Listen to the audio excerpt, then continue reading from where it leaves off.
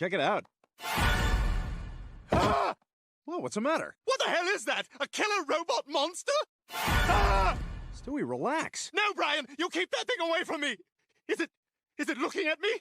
Can it see me? Man, you're really scared of this thing, huh? Ah! Ah! Oh, what was I worried about? Ah! Ah! Ah! Oh, God!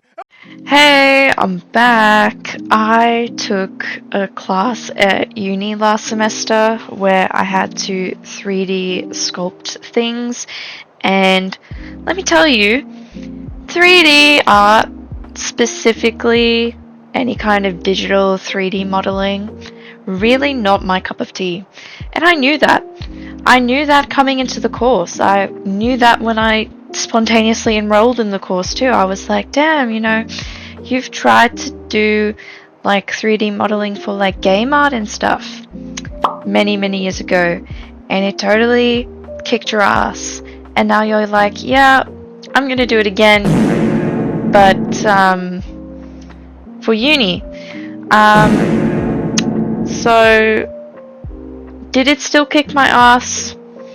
At the time, it definitely felt like it did. In hindsight, probably not. But I made the apple that was just on screen, but that's not the main focus of the video today. The main focus on the video today is this retro sort of camera that I sculpted and painted. Okay, so I don't have any videos of me actually modeling the camera because I wasn't recording myself doing it at the time, but this is what I've got. And for this assignment, because of the issues I'd been having with my back, I really wanted a project that would be easy to execute, and I didn't want to challenge myself, which is sort of uncharacteristic for me. I have a knack for somehow finding the hardest way, or the most out there kind of thing to do generally, but this time I went against that entirely, and I was like, no, I just need to do something really simple, super simple. Look, there are probably a few issues with the topology and a few issues with other miscellaneous things in the model. I wouldn't approach me for art advice in this regard. I would not give advice for this sort of thing, but it is kind of fun to see what I did make.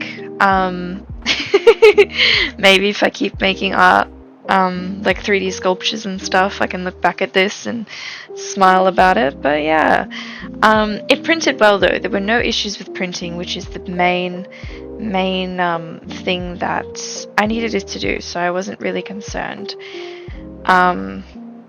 which was great. It was a big relief. There weren't a lot of supports to take away either. I did sort of mess around with trying to get the supports out of the buttons on the camera, but it ended up being very finicky, and the supports were a lot stronger than I had anticipated, so I ended up getting miscellaneous filing tools, and I also didn't go buy any from a hardware store, so I just used what I had around me, which honestly weren't that great. I was sanding and filing for a really long time. I even got a nail file at a point to try and, have some finer, more precision with what I was targeting in my sculpture, but then I primed it with some gesso because I sort of had accepted that my sculpture in itself was a bit lackluster, and because it was an assignment, I sat there and I thought to myself, I was like, well, what can I do to kind of elevate this? And I thought about it, and I was like, well, what if I painted it in kind of like a very painterly style? It's kind of popular in video games, this sort of like 3D assets, but they look hand painted because they probably are hand painted, but that's beyond the point. So that's the sort of style I went with the painting, and I just use acrylic paints.